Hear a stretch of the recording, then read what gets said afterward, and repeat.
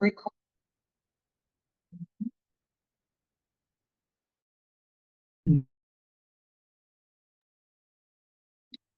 Buenas tardes a todos y a todas, sean bienvenidos a este video del módulo Política Global de Derechos Humanos, Historia, Teoría y Práctica, de la docente Tania Cecilia Mondragón Monroy, de la actividad integradora El Derecho a la Ciudad y los Movimientos Urbanos Populares, de su servidor Jair Jonathan Arce Galicia. Como introducción,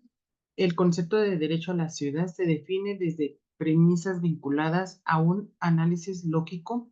a partir de definiciones reales, implicados del uso lingüístico de palabras de derecho y de ciudad, es decir, parte de un realismo verbal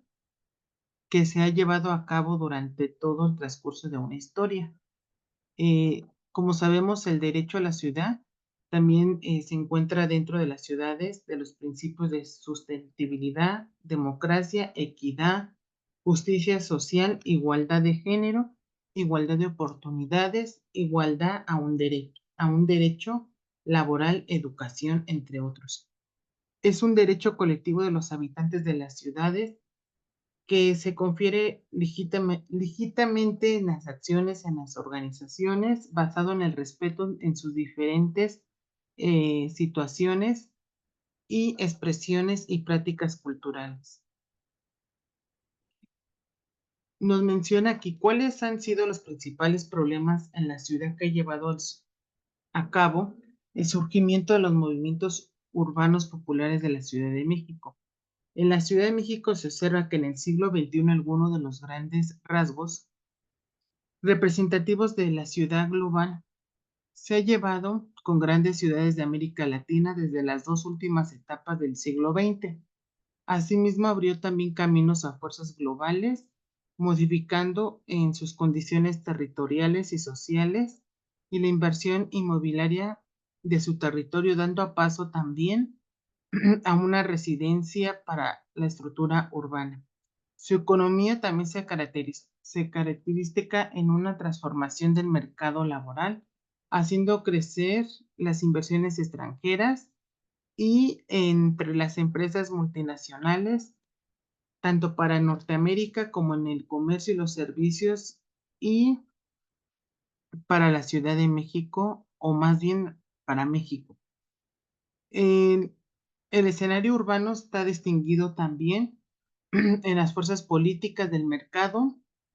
Igualmente se transforma en la ciudad del ámbito,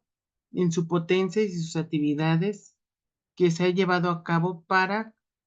el servicio de los ciudadanos. Son fenómenos que cobran fuerza ante el poder político,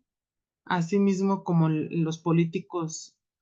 que se han comprometido una gran visión para la ciudad y la mercancía que incluye una ciudad incluyente. La Ciudad de México se presenta actualmente en un intenso proceso de su economía que ha conseguido las actividades industriales no solo que se vayan disminuyendo, sino al contrario, que vayan un proceso de fuerza laboral para todos y cada uno de los ciudadanos. También el concepto del derecho a la ciudad se define desde premisas vinculadas a un análisis lógico, a partir también que es conocido a un derecho a la vida urbana, a los bienes materiales, a las culturas de la civilizaciones, y es decir, se refiere a una dirección política que se lleva a cabo. En otras palabras, el derecho a la ciudad se restaura en el sentido de la ciudad, en el buen vivir para todos y hacer una ciudad de un escenario, de un encuentro, de una construcción de la vida colectiva a base de esta ciudad como la cultura, la política colectivo, para que puedan vivir dignamente y reconocer como parte de ella una de las grandes transformaciones que ha sido en diferentes recursos como el trabajo, la salud, la educación, la vivienda, la participación y tener esa oportunidad a una información adecuada. También el derecho a la ciudad se considera como un derecho colectivo, ya que incorpora también un interés colectivo como puede ser la igualdad de género, la equidad de género, justicia social y vivir todos unidos como ciudadanos y ser el resultado de los individuos que componen las necesidades de la cooperación dentro de una organización representante democrática. El Sistema Interamericano de Derechos Humanos fue creado por los miembros de la OEA para la protección y promoción de los derechos humanos en esta región. En el año de 1969, los países que componen la Organización de la Convención Americana sobre Derechos Humanos, también conocida como el Pacto de San José, un trato internacional que se ha llevado son los derechos y libertades que deberán respetar y garantizar entre todos los países y estados. La Comisión también estableció dos órganos muy importantes de vigilancia y cumplimiento. Uno de ellos es la Comisión Interamericana de Derechos Humanos, la cual tiene deber de promover el cumplimiento y protección de los derechos humanos, asistir a los estados de las naciones, y la Corte Interamericana de Derechos Humanos es un tribunal regional de protección de derechos humanos que tiene un compromiso de interpretar la Convención Americana para sus tratos y protecciones de derechos humanos que han tenido y que sirvan a los países para entender y aplicar en lo establecido de acuerdo a su ley. Actualmente existen diversos tratos en materia de derechos humanos, los cuales son nombrados como pactos o convenios. Estos instrumentos o estas definiciones han sido dos sistemas de derechos humanos vigentes en América, el sistema universal y el sistema interamericano. El sistema universal se entiende como el conjunto de órganos, documentos normativos vinculados y no vinculados y mecanismos mediante los cuales la ONU busca proteger y promover los derechos humanos a las personas para todo el mundo. La Declaración Universal de Derechos Humanos está el Pacto Internacional de Derechos Económicos, Sociales y Culturales, el Protocolo Facultativo del Pacto Internacional de Derechos Económicos, Sociales y Culturales y el Pacto Internacional de Derechos Civiles y Políticos. Menciona cuál es un ejemplo de los movimientos populares urbanos en la capital y contesta cuáles han sido sus principales demandas y qué tipo de estrategia ha sido vinculadas a las profundidades condiciones de pobreza, de inseguridad y socioeconómicas que se caracterizan que la ciudad local se suma de las desigualdades territoriales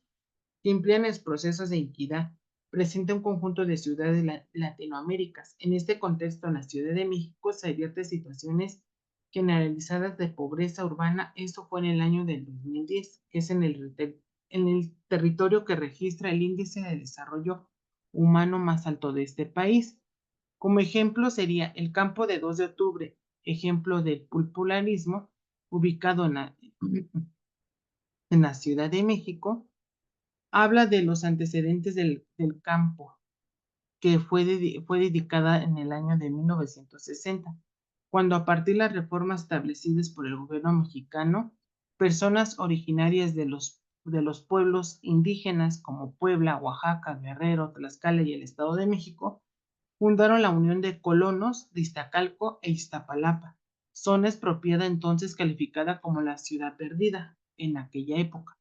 La colonia Campamento 2 de Octubre surge a partir del movimiento realizado por la Unión de los Colonos de Iztacalco a través de la lucha popular urbana en 1970.